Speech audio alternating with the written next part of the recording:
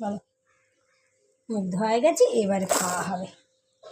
আর একটু খাওয়া হবে। জানো তো বন্ধুরা, ও খুব পরিষ্কার, খুব পরিষ্কার। ওর গায়ে যদি একটু খাবার লেগেছে, ও সেই জায়গা বসবেই না, উঠে সরে যাবে, মুছিয়ে দিতে হয়।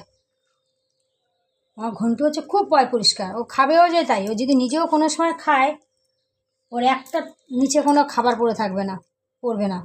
ও এত সুন্দর করে খায়, জানি না হয়তো আগের জন্মে মানুষের এটা এই জন্মে এখনও আছে কি না। ওর খাওয়া দাওয়া খুব ভদ্র, খুব। আর ম্যাক্সের খাওয়া দাওয়া বাবা, যেখানে খাবে সেখানে ছড়িয়ে ছিটিয়ে একদম পুরো।